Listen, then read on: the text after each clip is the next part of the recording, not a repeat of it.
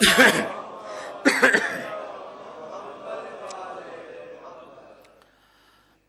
حول ولا قوة إلا بالله العلي العظيم. بسم الله الرحمن الرحيم.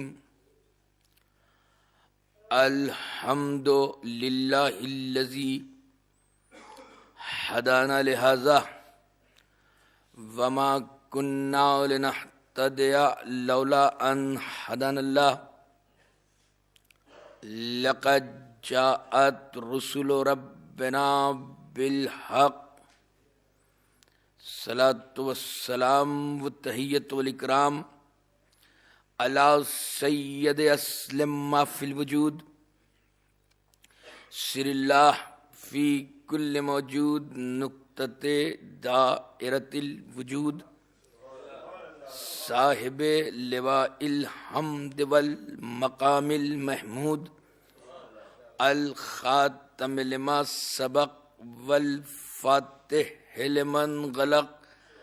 المعلن الحق بالحق ابی القاسم محمد.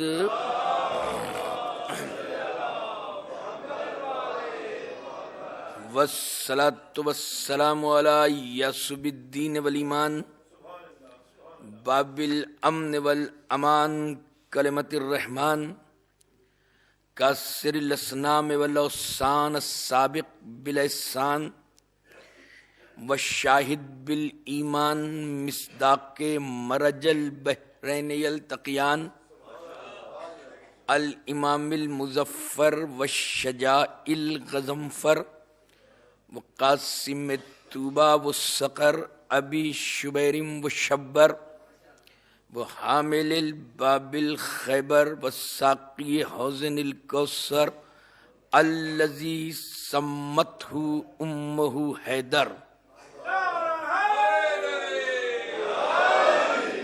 والآل الطیبین الطاہرین المعصومین المظلومین المنتجبین المنتخبین ولعنۃ اللہ علی اعدائہم اجمعین من یومنا ھذا الی یوم الدین. اما بعد فقد قال اللہ سبحانہ وتعالی فی الکتاب الحکیم. بسم اللہ الرحمن الرحیم.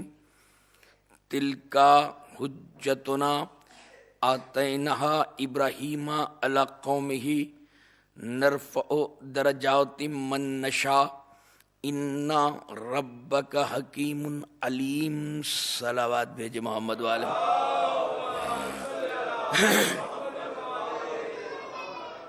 عظمت محمد و آل محمد پر بلند ترین صلوات بھیج دیجیے محمد.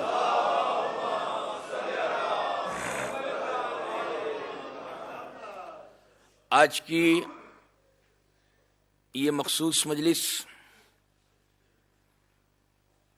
جو امام بارگاہ حسینیہ میں جناب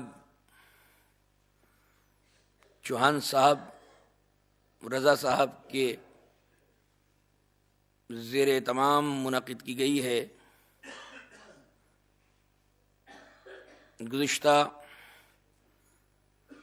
کئی برسوں سے جب بھی میرا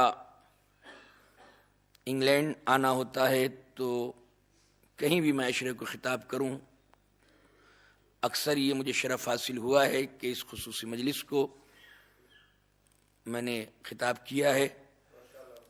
11 محرم الحرام کی جس خلوص اور اہتمام کے ساتھ یہ اس مجلس کو منعقد کرتے ہیں. ہم دعا کر رہے ہیں کہ پنجتن پاک کے صدقے میں ان کی تمام مرادوں کو خالق کائنات باب استجابت تک پہنچائے. آج کی اس مجلس میں عشرہ محرم کی مجالس سے ہٹ کر میں نے جس موضوع کا انتخاب کیا ہے وہ ہے حجت الہی۔ اسی لیے میں نے سورہ انعام کی ایک آیت کا مختصر سا حصہ تلاوت کیا۔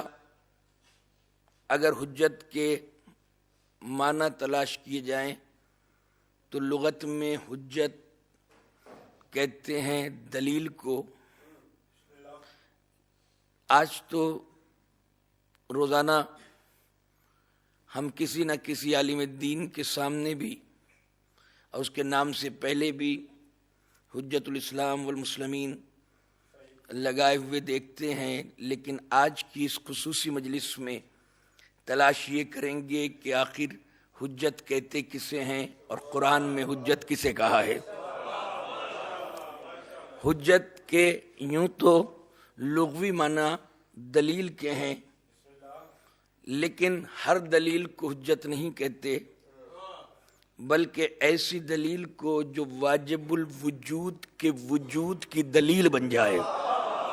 میں توجہ چاہ رہا ہوں، یعنی جو خدا وجود ہی نہیں رکھتا، اس خدا جو واجب الوجود ہے یعنی وجود ہی نہیں رکھتا، اس واجب الوجود کے جو ہاتھ پیر جسم و جسمانیات سے مبرہ اور منزہ ہے، جو رب متین ہے، جو خالق عظیم ہے، اور اس اللہ کو جو رب ہے اسے اپنا یہ لقب اتنا پسند ہے کہ قرآن مجید کا آغاز بھی کیا ہے تو الحمد للہ رب العالمین سے، یعنی اس نے یہ نہیں کہا کہ میں اللہ ہوں بلکہ کہا کہ میں رب ہوں۔ اور قرآن مجید کا اختتام بھی کیا ہے تو قل اعوذ برب الناس سے، وہ لوگوں کا رب ہے۔ اسے رب اتنا پسند ہے کہ اپنے حبیب سے جب نماز کو ترتیب دلوایا تو اس نے رکوع میں کہلوایا کہ سبحانہ رب العظیم و بحمدہ، اور جب سجدہ ہوا تو سجدے میں کہلوایا کہ سبحانہ رب الاعلی و بحمدہ، یعنی اسے رب اتنا پسند ہے کہ جب نماز پڑھنے والے اور بے نمازی بھی جب قبر میں جائیں گے تو پہلا حساب ہی یہ ہوگا من رب کا۔ صلوات بھیج دینا محمد والے محمد پر۔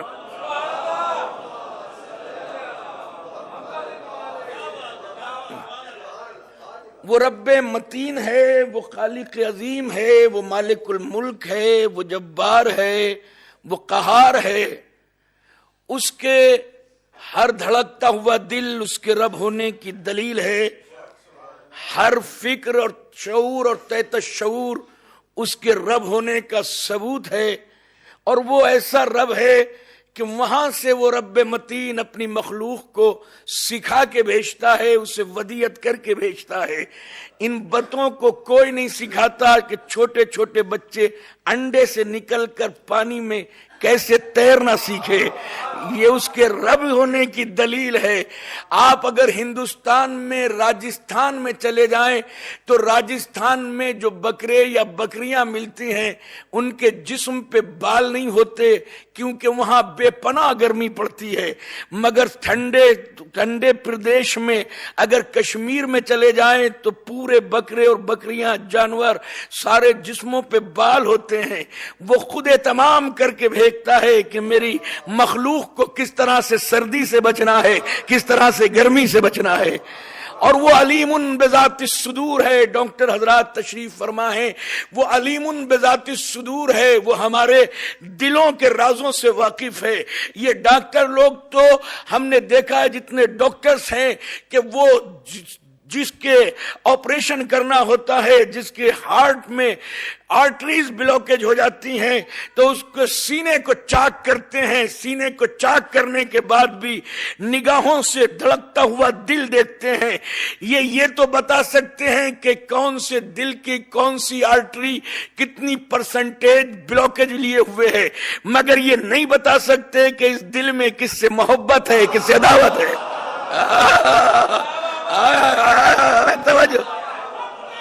میں توجہ چاہ رہا ہوں۔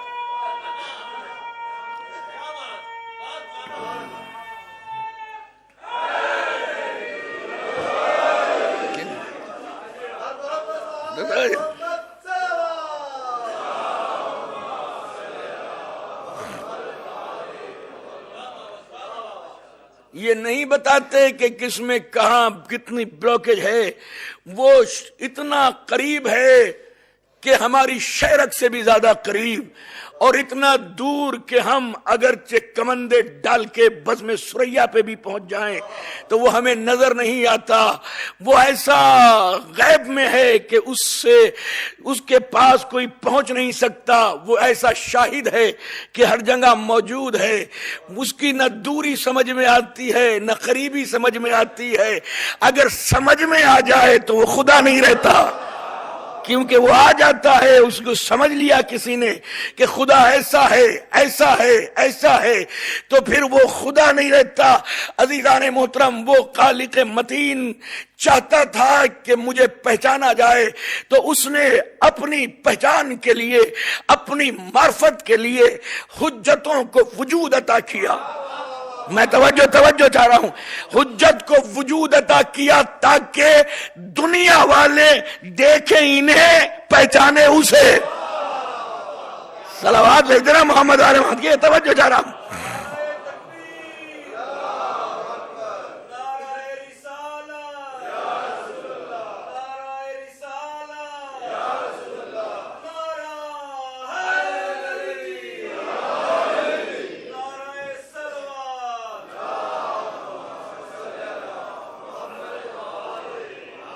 اور جب سرکار رسالت مآب سے معلوم کیا گیا کہ حجت کیا ہے، تو اصول کافی کی کتاب حجت میں آپ خود پڑھ سکتے ہیں. اصول کافی تو گھر گھر موجود ہے الحمدللہ.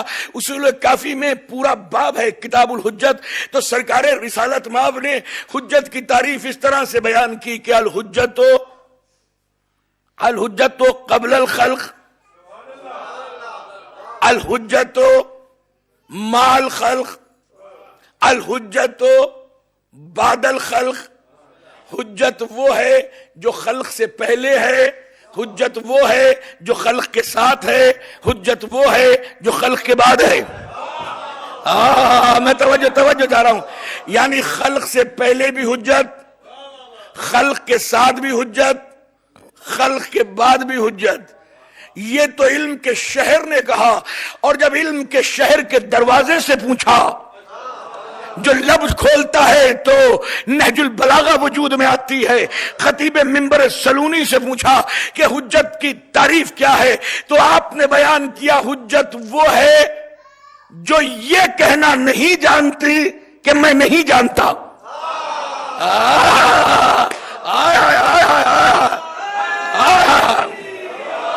میں توجہ چاہ رہا ہوں.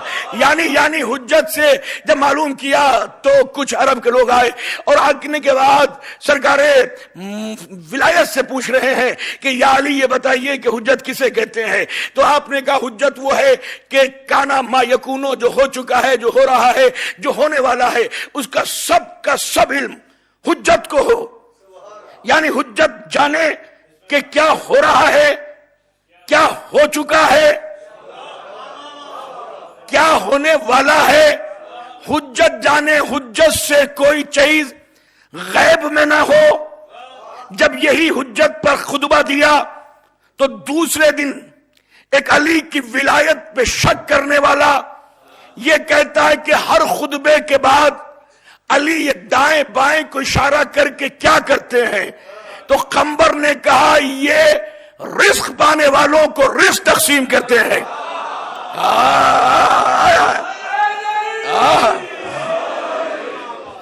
رزق پانے والوں کو رزق تقسیم کرتے ہیں. اللہ جانے کہاں سے آیا تھا، کون تھا، کس دسترخوان پہ کھا کے آیا تھا، کس سے کیا اپنا ضمیر بیچ کے آیا تھا کہ اگلے دن جب علی کی مجلس میں آیا تو ایک چھوٹی سی ڈبی میں ایک چھوٹی سی چونٹی کو بند کر کے لے کر آیا. کہا اب جو علی نے دائیں بائیں اشارہ کیا تو قمبر سے پوچھا قمبر کیا آج بھی علی نے سب کو رزق تقسیم کر دیا؟ اس سے پہلے کہ قمبر جواب دیتے خطیب منبر سلونی نے کہا تیری خبا کی جیب کی ڈبی کی غیب میں جو ایک چھوٹی سی چیونٹی ہے اس کو بھی ہم نے رزق عطا کر دیا.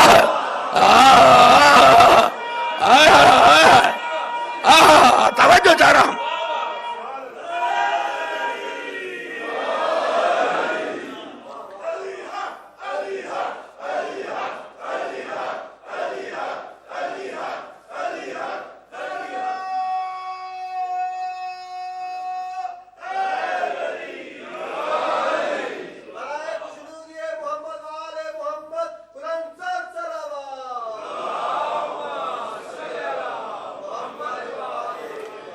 ایک سوال بڑا پوری دنیا میں آج کل، کیونکہ جو موجودہ مسائل ہوں اس میں بولنا بہت ضروری ہے اور اس کی وضاحت کرنا ضروری ہے. خدا نخواستہ قوم میں کوئی اختلاف ہو رہا ہے تو خطیب کا، مقرر کا، عالم دین کا، میں تو آپ کا عزاداران حسین کی جوتیوں کا صدقے میں جو کچھ بول لیتا ہوں. عزیزان محترم، نہ میں عالم ہوں، نہ علامہ ہوں، نہ مفکر ہوں، بس ایک در نجف کا چھوٹا سا بھکاری ہوں. تو آج یہ ایک جملہ پوری دنیا میں کہ صاحب فلاں مقصر، فلاں مقصر، فلاں مقصر. بھائی یہ سب کو مقصر کہنا بھی گناہ ہے اور جو مقصر ہو اسے نہ کہنا بھی گناہ ہے. مقصر کی تعریف یہ ہے. پہلے تھوڑی سی ڈیفینیشن دے دوں کیونکہ جو مقصر کرتے ہیں انہیں بھی نہیں پتا کہ مقصر کہتے کسے ہیں. مقصر کہتے ہیں قصر کرنے والے کو. جو قصر کرے وہ مقصر ہے. یہ مسئلہ شریعت ہے کہ 44 کلومیٹر کے دوری میں جو نماز پڑھنے کے لیے جائے تو جو 4 رکعت نماز ہوتی ہے عشاء کی، ظہر کی، عصر کی، وہ 2 ہو جاتی ہے، یعنی مکمل سے آدھی ہو جاتی ہے، کم ہو جاتی ہے. اور جو نماز پڑھتا ہے وہ اس وقت نماز کا مقصر ہوتا ہے. پتا چلا مقصر کہتے اسے ہیں جو مکمل کو کم کر دے. شریعت میں یہ حکم ہے کہ نماز کے لیے ضروری ہے. یہ نہیں ہے کہ آپ یہاں سے مانچسٹر گئے کہ نہیں 2 منٹ میں کیا ہوتا ہے، ہم 4 رکعت نماز پڑھیں گے. کہ نہیں، شریعت نام ہی اس بات کا ہے کہ جو تم سے کہا ہے اسے مانو. یہ نہیں کہ صاحب ہم تو آج صبح کے بہت پہلے اٹھ گئے، نماز سے پہلے بجائے 2 رکعت کے ہم تو 5 رکعت نماز پڑھیں گے اور اللہ کی نیت کریں گے، اللہ کی بات کریں گے، اللہ کو سجدہ کریں گے، اللہ کا ذکر کریں گے. اللہ کہتا ہے نہیں، جو اپنی مرضی میری شریعت میں داخل کر دے. اما جب ہم محمد کی مرضی سے اپنا مولا نہیں بناتے،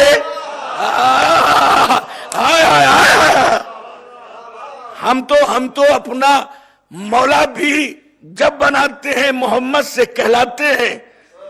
محمد نے اپنی مرضی سے نہیں.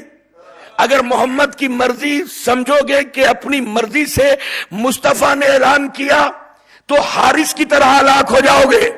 میں توجہ چاہ رہا ہوں، اس لیے کہ یہاں مرضی نہیں، شریعت اللہ کی ہے، بتائی مصطفیٰ نے ہے، بچائی علی نے ہے. تو مقصر نماز کا مقصر.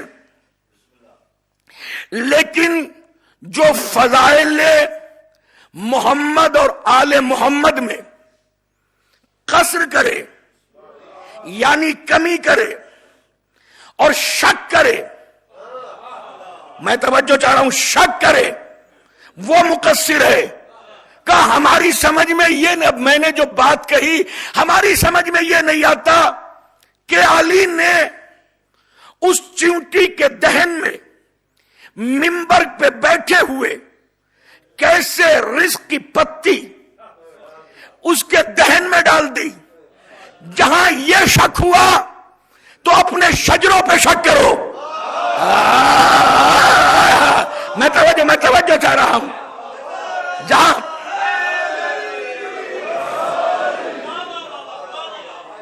جہاں یہ شک ہوا تو پھر اپنے شجروں پہ شک کرنا چاہیے. عزیزان محترم، اب دلیل ہم دیتے ہیں کہ علی کس طرح سے رزق تقسیم کر سکتے ہیں. مجھے بتاؤ کہ پانی کون برساتا ہے؟ کہا فرشتے، ملائکہ۔ یہ موت کون تقسیم کرتا ہے؟ کہا جبرائیل۔ حیات کون تقسیم کرتا ہے؟ جبرائیل۔ موت کون دیتا ہے؟ اسرائیل۔ یہ ہے کون؟ جب نبی سے پوچھا کہ یہ ملائکہ کون ہے تو شیخ صدوق علیہ الرحمہ نے اپنی امالی میں اس حدیث کو لکھا کہ نبی نے اصحاب کے ہجوم میں مسکرا کے کہا الملائکۃ خدامنا، یہ ہمارے نوکر ہیں۔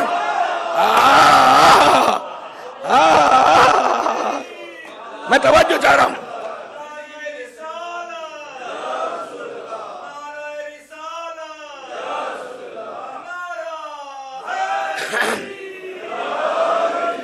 الملائکۃ خدامنا، یہ تو ہمارے غلام ہیں، نوکر ہیں، ملائکہ۔ اب پھر ذرا سی دیکھیں فضیلت، ٹھہر کر اگر سوچے نا تو ساری زندگی اس میں الگ الگ راستے فضیلتوں کے نبی کے بیان کے حدیثوں سے نکلتے ہیں۔ اصحاب نے کیا پوچھا کہ فرشتے کیا ہیں؟ اس کا مطلب یہ ہے، میں آپ سے پوچھوں کہ یہ پریزنٹ انڈیفینٹ ٹینس کیا ہے؟ اس کا مطلب ہے میں جانتا نہیں ہوں۔ پتہ چلا سوال وہ کرتا ہے جو انجان ہو۔ اصحاب نے کہا کہ یہ ملائکہ فرشتے کیا ہیں؟ پتہ چلا کہ وہ فرشتوں کو جانتے نہیں تھے، ملائکہ کے بارے میں علم نہیں تھا۔ تو اب بتاؤ اصحاب وہ ہیں جو ملائکہ کو نہ جانے، اہل بیت وہ ہیں کہ جن کے در پر وہ چکی چلانے، جھولا جھولانے۔ میں توجہ چاہ رہا ہوں، توجہ چاہ رہا ہوں، توجہ سن۔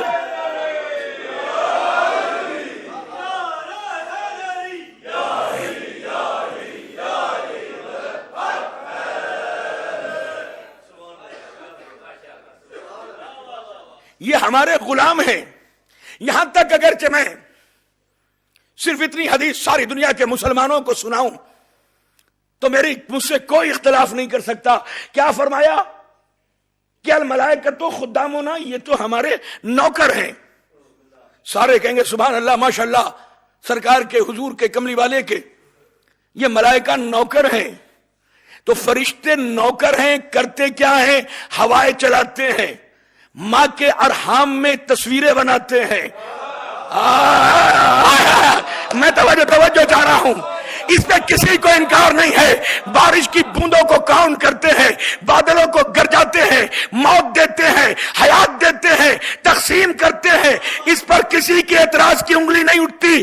تو فیصلہ کیوں نہیں کرتے؟ جو یہ سب کام کرتے ہیں کیا ہے؟ خدامنا، ہمارے غلام ہیں۔ ارے ہماری سمجھ میں نہیں آتا، وہ کام غلام کرے تو شک نہیں ہوتا، امام کرے تو حیرت ہو جاتی ہے۔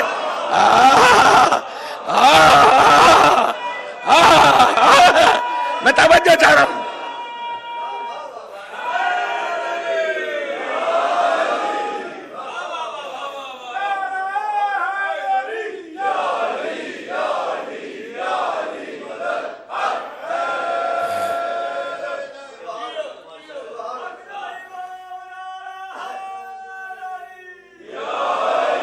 چار مصرے اور قیامت کے مربوط ہوئے ہیں حیدرآباد دکن کے رہنے والے علامہ نجم افندی کے، جس پہ لوگوں نے پی ایچ ڈی کی ہے، امامت کی بات آئی ہے۔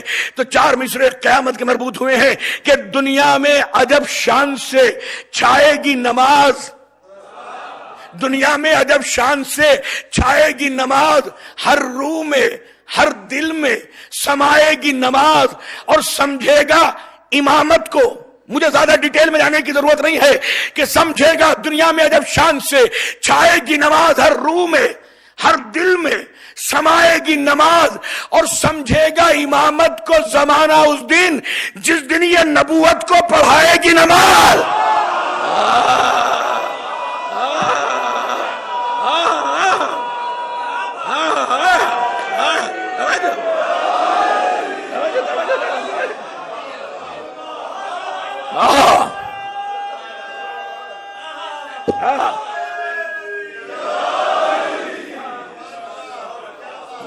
یہ نبوت کو پڑھائے گی نماز.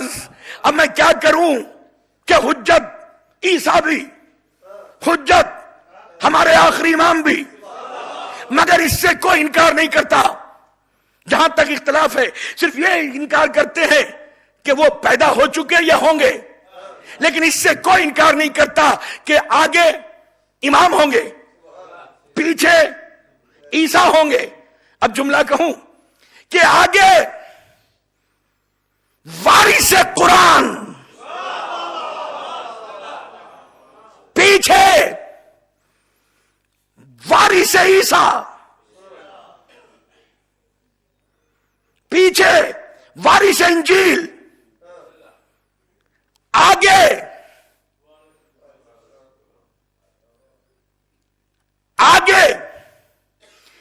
جس کی دادی کو خانہ کعبہ میں بلایا گیا،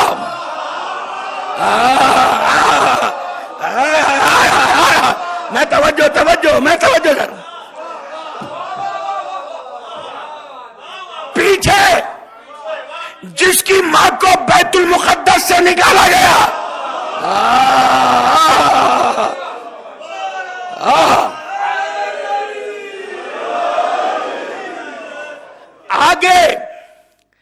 آگے علی کا بیٹا، پیچھے مریم کا لال، آگے امام، پیچھے نبی. تاریخ کے حوالے میری ذمہ داری کہ امام بھی 40 سال کے جوان اور عیسیٰ بھی 40 سال کے جوان عیسیٰ بھی، جوان امام بھی، علی کا لال بھی، اور اس جماعت کے پیچھے اصحاب کہف بھی. میں توجہ حجت پہ بات کر رہا ہوں. اصحاب کہف بھی، اور جس کے صحیح دل میں تمنا ہے، چاہے وہ زندہ ہے یا مردہ، وہ بھی امام کی جماعت میں شامل. آگے امام، پیچھے نبی. امام بھی جوان، نبی بھی جوان. نبی نے کہا اولنا محمد، اوسطنا محمد، آخرنا محمد، کلنا محمد. ہمارے سارے کے سارے محمدوں کی سیرت ایک ہے. ہم سارے علی ہیں، سارے حسن ہیں، سارے حسین ہیں. تو اب تسلیم کرنا پڑے گا کہ جو آخری امام ہوگا وہ اپنے وقت کا علی ہوگا. اس کے پیچھے نبی نماز پڑھیں گے تو ان کتابوں کو پھاڑ دو جس میں لکھا ہوا ہے کہ علی نے فلاں بوڑھے کے پیچھے نماز پڑھی. اما جب آخری علی کو نبوت کی جوانی نماز نہ پڑھا سکی تو پہلے علی کو صحابیت کا بڑھاپا نماز کیا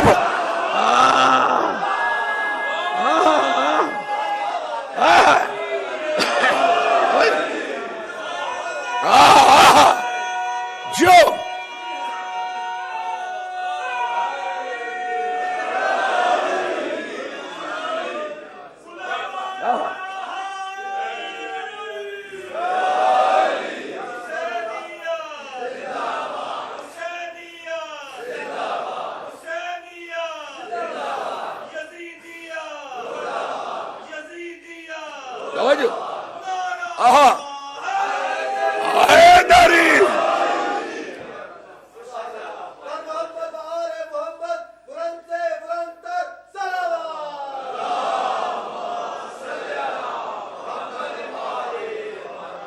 اب ہمارے ہم کیا کرے؟ ہمارا مرکز ہو، محور ہو، ٹھکانہ ہو، چوکھٹ ہو، دہلیز ہو، محبت ولایت ہے. تو ہم حجت کی بات بھی کریں گے تو علی علی ہوگا. شاید اسی لیے 4 مصرے حیدرآباد دکن کے رہنے والے وفا حیدرآبادی 4 مصرے کہے ہیں.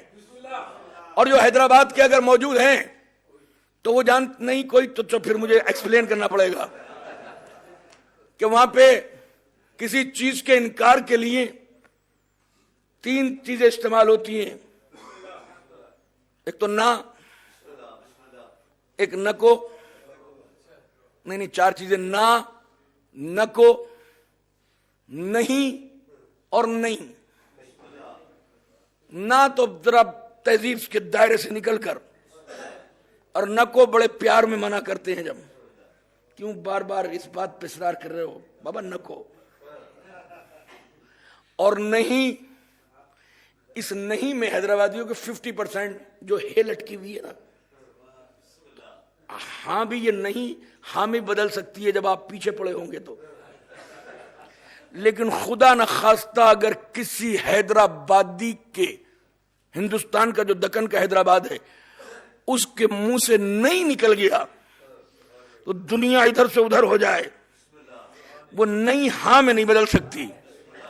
اب اسی نئی کو اپنے گھر کی زبان کو جناب وفا حیدرآبادی مقیم کویت نے قیامت کے مصرے کہے ہیں، نئی استعمال کر کے کہتے ہم کو علی سے ہٹ کے کسی سے بھی پیار نہیں۔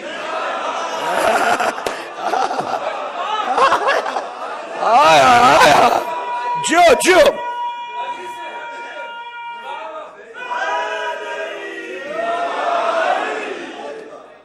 یہ ان کا، یہ بانی مجلس رضا چوہان صاحب کا خلوص ہے بہت دنوں سے کہ ماشاءاللہ میں جب بھی مجلس پڑھتا ہوں، یہ منفرد مجلس ہوتی ہے 11 محرم کی، الگ انداز کی بہت پیاری نورانی مجلس ہوتی ہے، اور اس کو خوبصورت انداز سے آپ سنتے ہیں کہ ہم کو علی سے ہٹ کے۔ دوسرے مصرے پر تو جو پریکٹس کر کے آیا ہے کہ آج بولنا ہی نہیں ہے، وہ بھی کوشش کرے ہم کو علی سے ہٹ کے کسی سے بھی پیار نہیں۔ تم جتنی بار پوچھو گے ہاں اتنی بار نہیں۔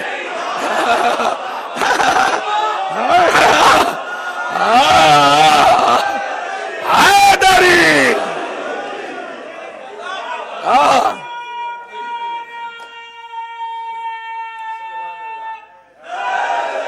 حیدری، ہم کو علی سے ہٹ کے کسی سے بھی پیار۔ یہ پورے اشرے کا نچوڑ دے رہا ہوں ان مصرے میں۔ ہماری زندگی کا مقصد ہی یہ ہے، محاصل ہی یہ ہے۔ ہم نماز، روزہ، حج، زکات سب پہ تقریریں کر سکتے ہیں، مگر کیا کروں، یہ ایام تو خاص کر کے علی علی کرانے کے، حسین حسین کرانے کے ہیں۔ اگر زیادہ ہی شوق ہے کسی کو، بلا لیں ہمیں 30 دن کے لیے، 40 دن کے لیے، 50 دن کے لیے، ایک ہی ٹاپک پہ تقریریں کریں گے۔ لیکن کیونکہ فرمان رسول ہے کہ زینو مجالسکم بذکر علی ابن ابی طالب، علی کے ذکر سے اپنی مجلسوں کو زینت دو۔ میں اپنی مرضی سے تھوڑی کہہ رہا ہوں، نبی کے حکم کو، فرمان کو تسلیم کر کر اور ان کو قبول کر کر ان کے پایہ تکمیل تک پہنچا رہا ہوں۔ اور پھر 2 مصرے جو قیامت کے گئے ہیں، یہ 2 مصرے ایک طرف ہم کو علی سے ہٹ کے کسی سے بھی پیار نہیں، تم جتنی بار پوچھو گے ہاں اتنی بار نہیں۔ اور مولائے کائنات سے کیا مطلب دیا ہے، ہاں تم جتنی بار پوچھو گے ہاں اتنی بار نہیں۔ مولائے کائنات سے، حدیث ہے، مولائے کائنات سے جس کو بھی پیار نہیں، اس کے حسب نسب کا کوئی اعتبار نہیں۔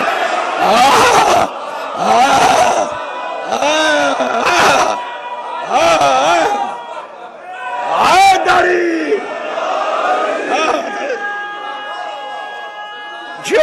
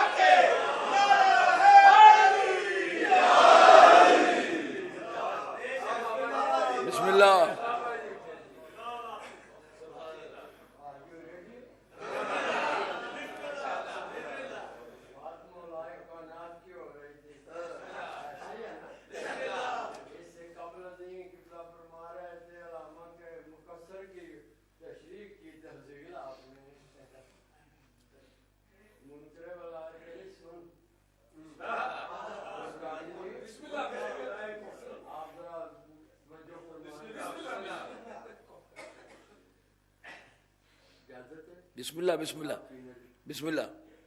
نہ چھیڑا بد مقصر میرے ایمان والے.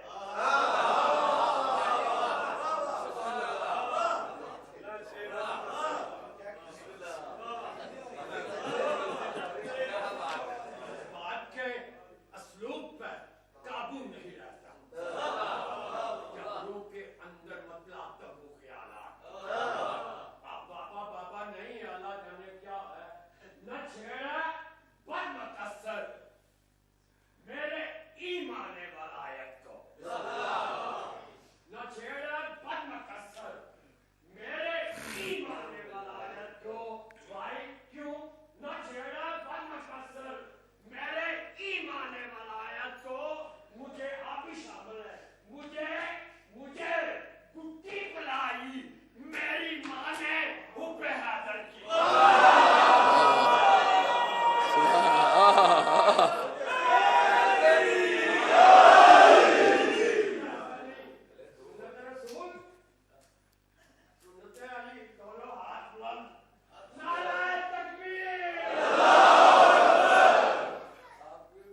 بہت خوبصورت بہت خوبصورت ماشاءاللہ.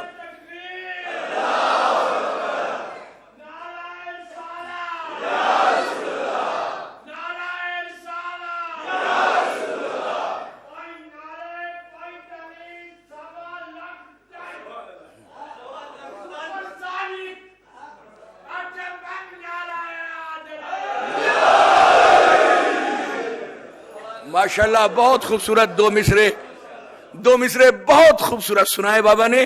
اور جب پہلا مصرع سنایا اور پہلا مصرع سنا کے اسے چلے تو مجھے ایسا لگتا کہ شاید بابا دوسرا مصرع گھر جا کے سنائیں گے.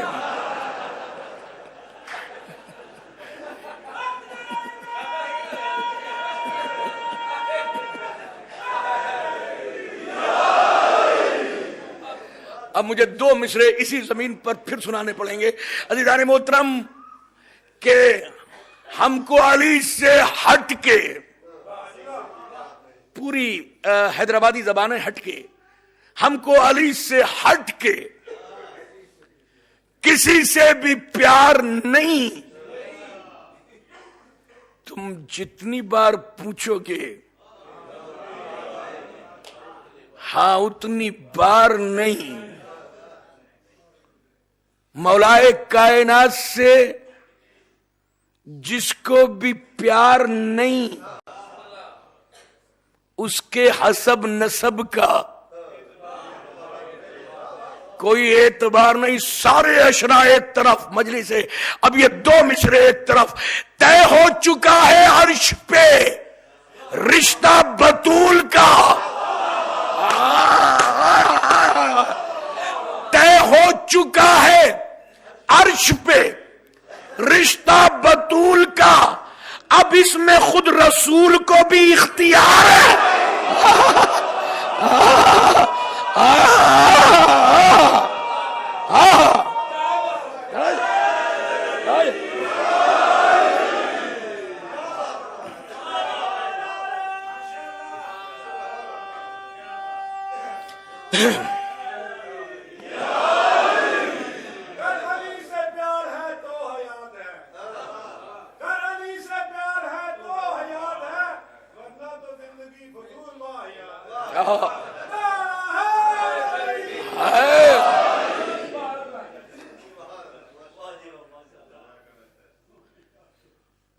حجت الہی یعنی جو دلیل ہے اس خدا کی جو واجب الوجود ہے جو وجود ہی نہیں رکھتا. اور نبی نے سرکار نے فرمایا الحجت قبل الخلق بعد الخلق ما الخلق. وہ ہے حجت جو خلق کے ساتھ ہو, خلق سے پہلے ہو, خلق کے بعد ہو. اب یا اللہ میری سمجھ میں نہیں آتا. کتاب کا حوالہ اصول کافی کتاب الحجت سے پڑھ رہا ہوں. اب قرآن سے پڑھوں گا. قرآن میں تلاش کروں گا کہ خلق کیا ہے تو پتہ چلے گا کہ خلق سے پہلے جو ہے وہ حجت ہے. آیتوں کی لمبی فہرست ہے کہ کیا کیا کیا کیا کیا خلق ہے. لو پہلی آیت بیان کر رہا ہوں کہ انی خالق بشرا من الطین. اللہ نے فرشتوں سے کہا کہ میں خلق کر رہا ہوں، خلق کرنے والا ہوں. کسے؟ بشر کو. کس سے؟ تین سے، مٹی سے. اس کا مطلب ہے کہ آدم خلق ہیں. کہاں بیٹھے ہیں؟ آدم ہے خلق. اور نبی نے فرمایا حجت وہ ہے جو خلق سے پہلے ہو. میں توجہ چاہ رہا ہوں. آدم ہے خلق، حجت وہ جو خلق سے پہلے. پتہ چلا دو طرح کی، اب اردو کی کمی ہے نا، مخلوق لفظ استعمال کر رہا ہوں. دو طرح کی مخلوق خلقت کائنات میں آئی. ایک وہ جو آدم سے پہلے، ایک وہ جو آدم کے بعد. جو آدم کے بعد آئے وہ آدمی کہلائے. میں توجہ چاہ رہا ہوں. جو آدم کے بعد آئے، کیونکہ آدم سے آئے، یا نسبتی ہے، انہیں نسبت ہے آدم سے. تو جو آدم کی اولاد ہے وہ آدمی، کیونکہ آدم سے آئے ہیں. آدم اور حوا کے امتزاج سے ان کی خلقت ہوئی ہے. تو جو آدم کے بعد آئے وہ آدمی، جو آدم سے پہلے ہے وہ حجت. اب کسی کے بھی نام کے آگے حجت ہم سے لکھوا لو، مگر ثابت یہ کرو کہ آدم سے پہلے آئے یا آدم کے بعد آئے.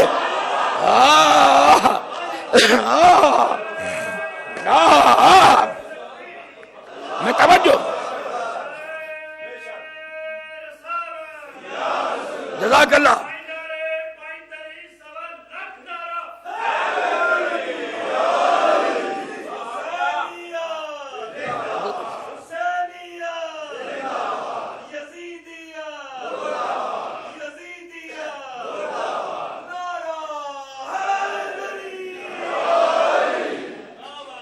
جس کے چاہے نام کے آگے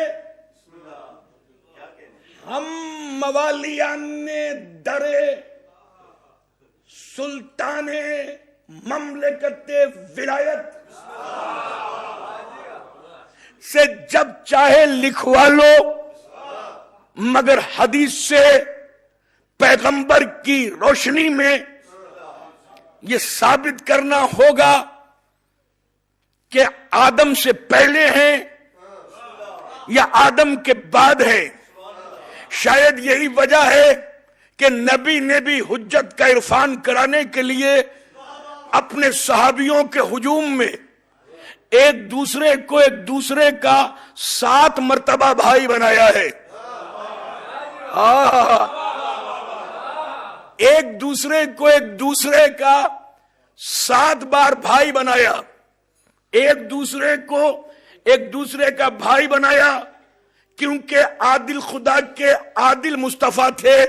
تو اپنی عادلانہ نگاہوں سے ایک کے ضمیر کو دیکھا، خمیر کو دیکھا، سیرت کو دیکھا، صورت کو دیکھا، حسب کو دیکھا، نسب کو دیکھا، شرافت کو دیکھا، نفاست کو دیکھا، عادت کو دیکھا، خصلت کو دیکھا، تینت کو دیکھا، ذہنیت کو دیکھا، اور پھر ایک دوسرے کا بھائی بنایا. مسلمانوں کے پہلے خلیفہ کو دوسرے خلیفہ کا بھائی.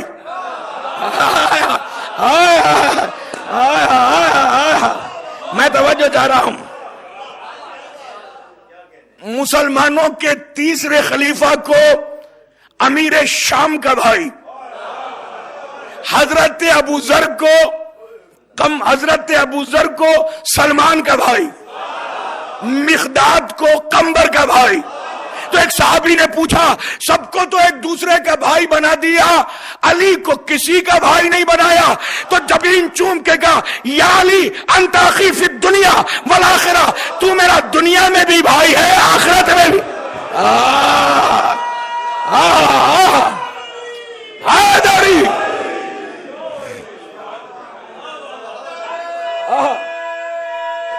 جیو.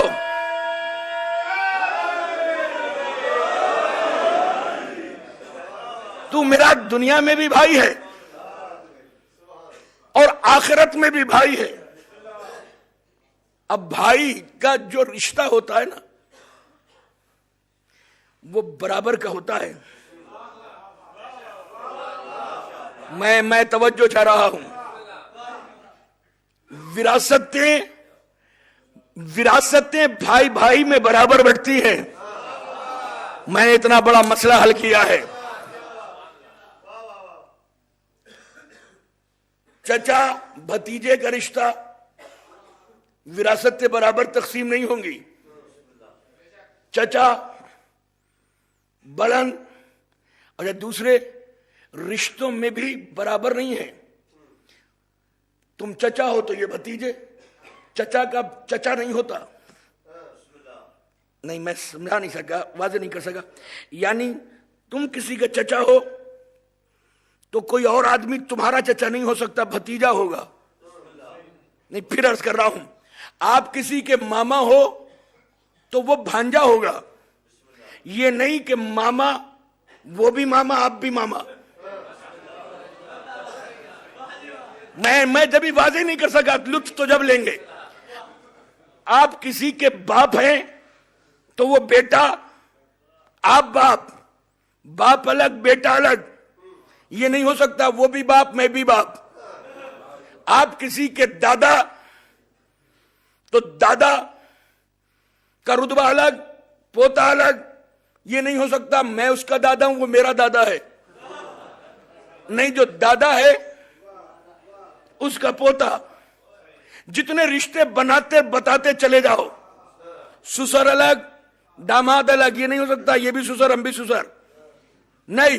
لیکن بھائی ایک ایسا رشتہ ہے کہ یہ بھی بھائی میں بھی بھائی. میں توجہ چاہ رہا ہوں. بھائی ایک ایسا رشتہ ہے, چھوٹے بڑے ہو سکتے ہیں لیکن دیکھ وہ بھی بھائی میں بھی بھائی. اور جب بھائی ہوتے ہیں تو اگر کوئی ترکہ یا وراثت ہوتی ہے تو عدل کے مطابق بھائی اور بھائی میں برابر تقسیم ہوتی ہے. خالق نے علی کو اور محمد کو ایک دوسرے کا بھائی بنایا تھا تو ایک کے نصیب میں ابو تراب کر کے تراب دے دی, دوسرے کے مقدر میں آپ دے دیا طاہر بنا کے. ابو طاہر وہ ابو تراب. ایک کو اوپر سے قرآن بھیجا, ایک کو ذوالفقار بھیجی. میں توجہ چاہ رہا ہوں. ایک کو مملکت رسالت کا شہنشاہ اعظم بنایا تو ایک کو مملکت ولایت کا سلطان مبین بنایا. اور پھر کہا محمد سے کہ اے محمد, اے مصطفیٰ, ہم نے جو تمہیں معجزہ دیا ہے قرآن, وہ سارا کا سارا علم ہم نے اس قرآن میں رکھا. ولا رتب ولا یابس الا فی کتاب مبین. ہر خشک و تر اس قرآن میں رکھا, یعنی سارا علم سمیٹا. تو محمد کے معجزے قرآن میں رکھا. ذوالفقار میں کیا کا انتظار کرو خندق کا, اور جب جنگ کرنے علی جائیں گے تو کہیں گے ضربت علی فی الیوم الخندق افضل من عبادت الثقلین. کائنات کی عبادت علی کی ذوالفقار میں سمیٹ دی.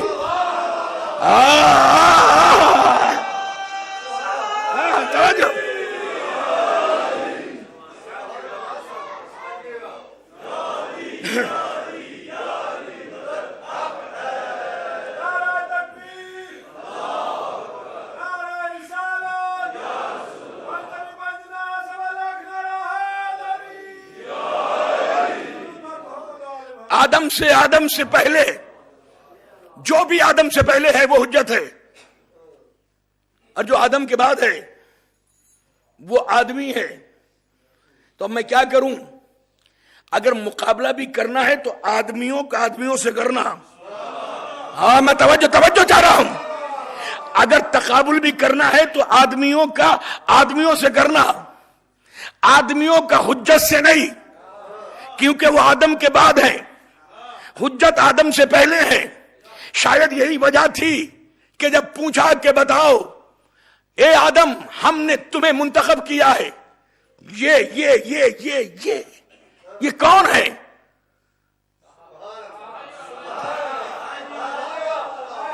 آدم نے کہا الہی انت محمود ھذا محمد، انت الاعلی ھذا علی، انت فاطر السماوات والارض وھذہ فاطمہ، انت المحسن ھذا حسن، انت قدیم الاحسان ھذا حسین. کہا تو جاؤ پھر جنت میں. میں توجہ چاہ رہا ہوں. جنت میں گئے. اب میں عقیدوں کو یا اعمال کو خراب کرنے کے لیے نہیں، مگر ایک سوال تو ذہن میں اٹھ سکتا ہے کہ ابھی آدم نے نہ سجدہ کیا، نہ نماز پڑھی، نہ روزہ رکھا، نہ زکات دی، نہ حج کیا، مگر بھیجا اللہ نے جنت میں. پالنے والے بتانا کیوں چاہ رہا ہے؟ کیا یہی تو بتانا چاہ رہا ہوں کہ جنت کے جانے کی تمنا رکھتے ہو تو نماز بعد میں پڑھنا، پنجے تنی پہلے ہونا.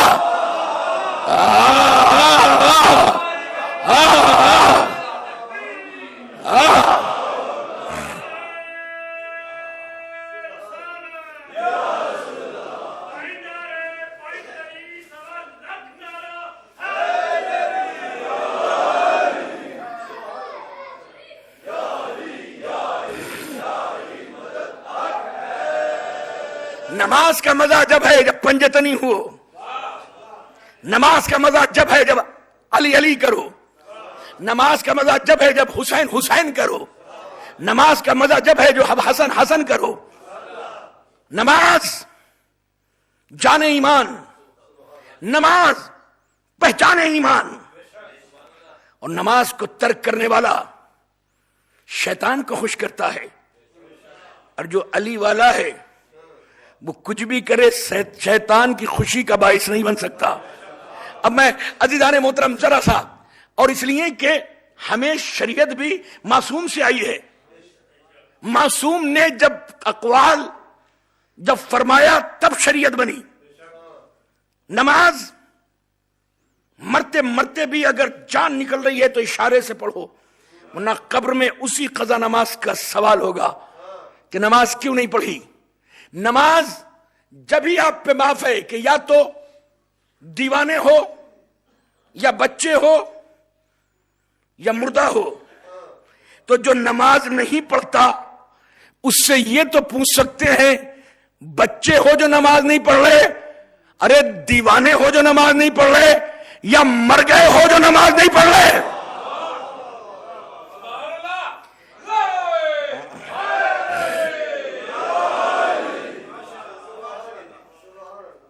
مر چکے ہو جو نماز نہیں پڑھ رہے.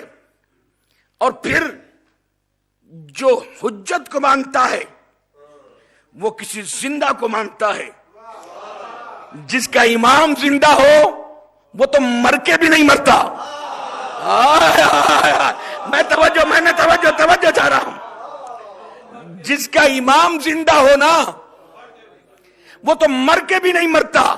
صرف زندہ امام کو ماننے والوں کو یہ شرف حاصل ہے کہ ہم قبر میں لٹا کر اپنے مردے کو ایسے ہی نہیں چلے آتے، بلکہ اس کا شانہ ہلا کے کہتے ہیں اسما افہم اسما افہم. اسما سن سمجھ. سننا تعلق رکھتا ہے کانوں سے اور سمجھنا تعلق رکھتا ہے دماغ سے. ہم تو مرنے کے بعد بھی دماغ کی باتیں کرتے ہیں، تو جس کا امتی اتنا عظیم ہو اس کا محمد ہی ذیان کیسے بچ سکتا ہے؟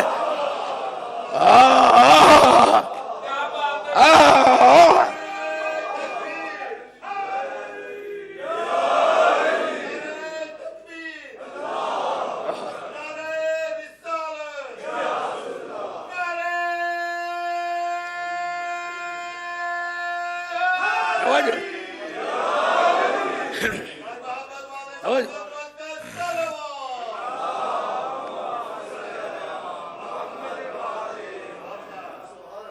और जाओ जन्नत में जाओ, तुम भी तुम्हारी ज़ौजा भी। लेकिन खबरदार, बस आज क्योंकि मेरे दिल और कलेजे की दीवारों से मस होकर एक जुमला आज की मजलिस के इख्तिताम पे, कल इंशाल्लाह गुफ्तगू आगे बढ़ेगी और कल आखिरी मजलिस से इस इमाम बारगाह में हमारी, और परसों से इंशाल्लाह हम खिताब करेंगे 5 दिन मैनचेस्टर में और उसके बाद अपने वतन इंशाल्लाह। तो कल आखिरी मजलिस होगी और कल इंशाल्लाह गुफ्तगू यहाँ से हम आगे बढ़ाएंगे। लेकिन एक जुमला जो कुरान मजीद की आयतों में तलाश कर आपको गुलदस्ता बना के देना चाहता हूँ। कहा कि जाओ जन्नत में तो जाओ, मगर खबरदार उस शजर के करीब मत जाना। अच्छा, ये ऐसे किया जैसे आप मुझे अपने घर में मेहमान रखें और चले जाएं, वहां हों भी नहीं, अगर रहो तो यहां पे, मगर किचन और उसके अंदर फ्रिज जो है ना, खाने का सामान,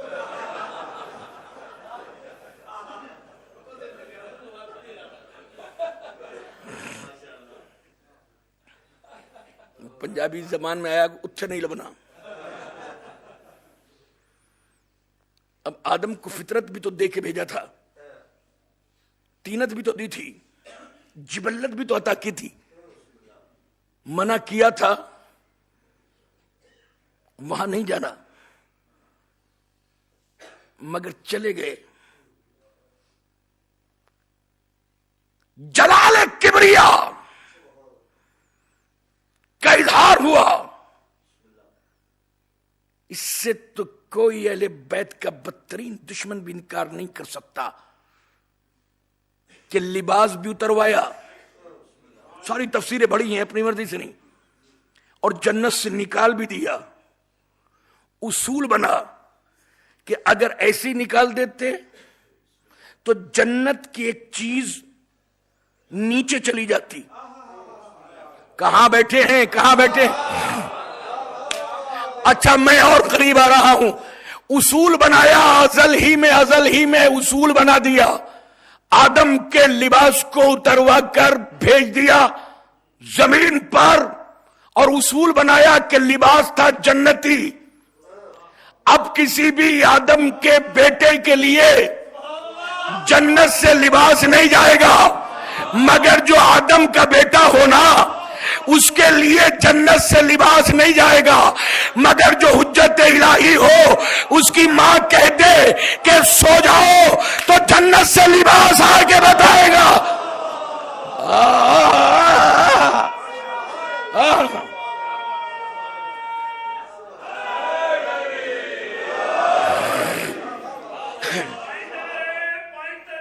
जज़ाकल्लाह। उस दरख्त के करीब न जाना, यह तर्क औला था। तर्क औला, फिर एक जुमला निकल आया तो मैं क्या करूं। यानी औला को तर्क करना होता है तर्क औला। जो बेटर और बेस्ट में बेस्ट को तर्क कर दे और बेटर को ले ले, उसे कहते हैं तर्क औला। हराम की बात नहीं है, औला को तर्क कर दे।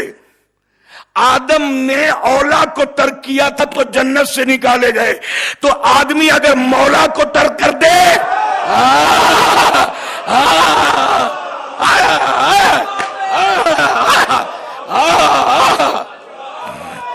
जो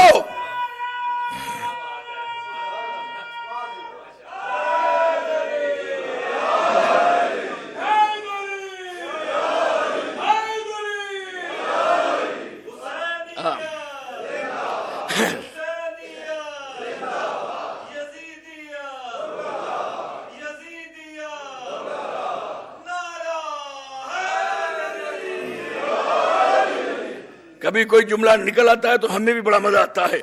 यानी आदम ने मस्जूद मलाइका होकर औला को छोड़ा تو جنت سے نکال دیے گئے. تو جو آدمی مولا کو چھوڑ دے وہ نماز پڑھ کے جنت میں کیسے چلا جائے گا؟ وہ حج کر کے جنت میں کیسے چلا جائے گا؟ وہ زکات دے کے جنت میں کیسے چلا جائے گا؟ کیونکہ مولا کو چھوڑا ہے. نہ اولا کو چھوڑو نہ مولا کو. وہاں گیا بس. کیونکہ اگر یہ پڑھ کے نہیں گیا, یہ بات نہیں کہہ کے گیا, تو میں بھی سوچوں گا کہ کوئی قیمتی جواہر تھے جو میں علی والوں کے درمیان بانٹ کے نہیں گیا, چھپا کے لے کے گیا. چھپا کے لے جانا کنجوس کا کام ہے, اور کنجوس مولا ہی نہیں ہو سکتا. میں توجہ جا رہا ہوں. اس درخت کے سامنے مت جانا. اس درخت میں کیا بات تھی؟ کیا تھا درخت؟ چلے گئے, یا تو سارے فرشتوں سے سجدہ کرایا, مقرب بارگاہ الہی پہلا نبی بنایا, اتنا عظیم 1400 برس تک مٹی کا پتلا بنا کے رکھا. وہ نفخت فیہ من روحی کی آیت بھیجی. ایسا اس درخت میں کیا تھا؟ جنت کے درخت میں. کہ نادان, یہ جنت بنائی خالق نے ہے, مگر یہ جنت کسی کی 15 روٹیوں کے بدلے میں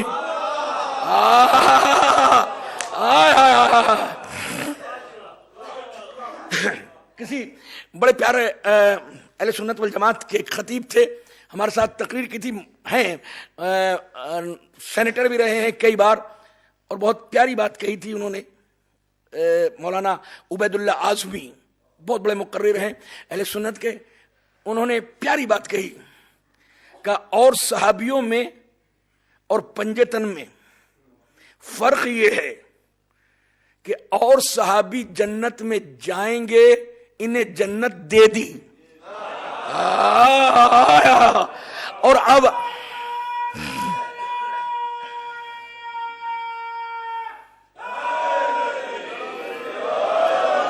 تو اب جو بھی جنت میں جائے گا, کہتے ہیں وہ تو رب جانے کہ کون جنت میں جائے گا, لیکن جو بھی جنت میں جائے گا وہ سیدہ زہرا کی ملکیت میں جائے گا. تو اس کا مطلب ہے کہ جنت جو ہے, کانا سیکم مشکورہ, تمہاری جو یہ کوشش ہے, جو تم نے یہ روزے رکھے ہیں, وہ قابل شکر گزاری ہیں. اور یہ جزا جو ہے تمہاری جنت میں, ہم نے تمہارے اس میں جزا میں جنت دے دی ہے. سورہ دہر پکار کے کہہ رہا ہے کہ یہ جنت کوئی اور چیز نہیں ہے, زہرا کی, بی بی کی, عالمہ کی, مصدقہ کی, طاہرہ کی, راضیہ کی, مرضیہ کی, منورہ کی, یہ جاگیر ہے. پتہ چلا جنت کا باغ جو ہے, جنت کی نہریں زہرا کی جاگیر ہیں. آدم اسی باغ میں کہ جو زہرا سے منسوب تھا, اس درخت کے قریب بغیر اجازت سیدہ کے چلا گیا. میں کہاں بیٹھے ہیں, اتنی دیر کی مجلس اسی لیے تو پڑی ہے کہ حضرت آدم بغیر اذن زہرا کے اس باغ کے درخت کے قریب چلے گئے جو زہرا سے منسوب تھا, تو جنت سے نکال دیے گئے.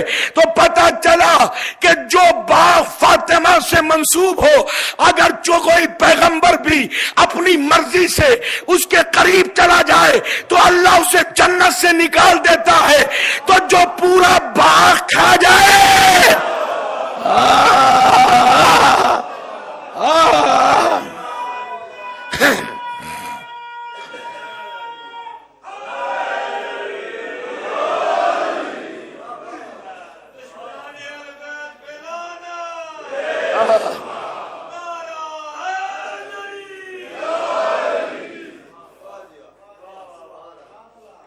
حجت وہ ہے, آدمی وہ ہے جس کا سر تن سے جدا ہو جائے تو قوت گویائی کا فقدان ہو جائے. لیکن حجت وہ ہے جو سر کٹنے کے بعد بھی نو کے نیزہ پہ سورہ کہف کی تلاوت کرے. अदारों 11 मुहर्रम हो गई, आपको रोते रोते 12 दिन गुजर गए हैं, मगर अल्लाह जाने बेकसों के मातम में कितना दर्द है कि हम लोगों को घरों में सुकून नहीं मिलता जब पता चल जाए कि हुसैन की मजलिस हो रही है। अल्हम्दुलिल्लाह पूरा इमाम बारगाह भरा हुआ है, लोग आए हैं दूर दूर से, मुझे नहीं पता कि कहां से आए हैं, मगर आज वो मसायब सुनने आए हैं जो अहले हरम पे 11 मुहर्रम को गुजर गए। शाम गरीबा कयामत की रात ढलकर जब 11 मुहर्रम में तब्दील हुई तो अदादारों नेज़ों पर करबला के प्यासे शहीदों के सर चढ़ाए गए। 11 मुहर्रम बड़ी कयामत की तारीख है। नेज़ों पर फहरिस्त के मुताबिक सर चढ़ाए गए। अली असगर के गले को तुरबत से निकालकर दोबारा ज़बा मां के सामने करके नेज़ों पे चढ़ाया गया। अज़ादारों, जो कयामत की घड़ी थी वो ये थी कि पिसरे साद के पास कुछ शराबी सिपाही आकर कहते हैं शामी कि अरब के दस्तूर के मुताबिक जब हम किसी को कत्ल करते हैं तो उसकी लाश को ऐसे ही नहीं छोड़ते, उसकी लाश को तौहीन करते हैं। का क्या चाहते हो? कि हम ये चाहते हैं कि हुसैन और हुसैन के साथियों की 11 मुहर्रम को लाश पे घोड़े दौड़ाए जाए। अज़ादारों, घोड़ों के पैरों में सुमों में लोहे के नाल गड़े जाने लगे। अज़ादारों, जब पता चला सिपाहियों को यजीदियों के कि आज हुसैन और हुसैन के साथियों की लाशों पे घोड़े दौड़ाए जाएंगे, तो तारीख बताती है कि एक एक जवान का लाशा सिपाही यजीदियों ने हटवाना शुरू किया। हुर के कबीले वाले आए, का कयामत बर्पा हो जाएगी अगर हुर के जनाजे पे किसी ने घोड़े दौड़ाए। अज़ादारों, हद ये हो गई कि अब्बास गाजी का जनाजा भी हटा लिया गया। लैला के खानवादे वाले आके आगे बढ़े और कहा कि हमारा ये भांजा होता है। अली अकबर का जनाजा भी हटा लिया गया। तारीख बताती है कि उन मोहम्मद के जनाजे भी गंजे शहीदा में रखे रहे। हाँ अज़ादारों, जब सारे शहीदों के जनाजे हटा लिए गए तो एक प्यासे फातिमा ज़हरा का लाल जंगल बियाबान में पड़ा रहा। अरे पिसरे साद ने हुक्म दिया, दाई तरफ के घोड़े बाई तरफ के घोड़े दाई तरफ। किसी और की आवाज न निकली मगर जन्नतुल बकी को छोड़कर अरे फातिमा ज़हरा बालों को बखरा के मातम करके कह रही थी, जिसे मीर अनीस ने कहा, ऐ नहरे अलखमा मेरा बच्चा है बेखता, ऐ अर्ज़े नैनवा मेरा बच्चा है बेखता, ऐ दहरे बेवफा मेरा बच्चा है बेखता, ऐ अर्ज़े करबला मेरा बच्चा है बेखता। घेरा है जालिमों ने मेरे नूरे ऐन को, ऐ जुल्फ़िकार तुझसे मैं लूंगी हुसैन को। आज़ादारों, बस दूसरे मसायब दूसरा इंशाअल्लाह शोएब के तसलसल का मसायब खिताब करूंगा, मगर दूसरे अज़ादारों कयामत की घड़ी ये आई कि अभी मौला मुझे ताकत दे दे, हिम्मत दे दे, ताकि ये मसायब का एक हिस्सा आपको बयान कर दूं। फातिमा की जाई ने जले हुए खेमों की राख पर बैठी हुई सैदानियों को देखा और यजीद की जानिब से आते हुए सिपाहियों को देखा जो राहतों में रस्सियां लेकर आए थे। شام غریبہ میں مقدرات عصمت کے نورانی سروں سے چادریں چھینی جا چکی تھی. بے کس و ناتواں بیبیاں یتیم بچوں کو لیے ہوئے خاک پر بیٹھی تھی. اتنے میں عزادارو تاریخ بتاتی ہے کہ ایک مرتبہ شمر نے کہا کہ حاکم کا حکم یہ ہے کہ ساری بیبیوں کو قیدی بنایا جائے اور قیدی بنا کر ہمارے پاس لایا جائے. تو ایک مرتبہ سجاد نے کہا خبردار آگے مت بڑھنا ورنہ قیامت آ جائے گی. اگر یہی حکم ہے تو لاؤ میں خود ہاتھوں میں سیدانیوں کے رسیاں پہنائے دیتا ہوں. سجاد نے ایک مرتبہ رسیاں سیدانیوں کے قریب پہنچی. جب سید سجاد آزاد ہو کر 40 سال کے 40 مہینے 12 مہینے کے بعد 11 مہینے کے بعد 40 سال تک زندہ رہے مدینے میں, تو آپ سے پوچھا گیا کہ آپ یہ بتاؤ کہ آپ سے سب سے زیادہ مصیبت کہاں پہنچی؟ تو آپ نے کہا الشام الشام الشام. لیکن مجلس میں پوچھا کہ یہ بتاؤ کہ آپ کو سب سے زیادہ تکلیف کہاں ہوئی؟ کہ جب 11 محرم آئی اور رسیاں پیش کی گئی, سیدانیوں نے اپنے ہاتھ سے میرے ہاتھ سے لے کے رسیاں باندھنی شروع کی, مگر ہائے جب سکینہ کا وقت آیا چھوٹے چھوٹے ہاتھ موٹی موٹی رسیوں میں بدنا شروع ہوا. میں نے آواز دی یا علی آؤ, میری زندگی کا بڑا امتحان ہے. لعنت اللہ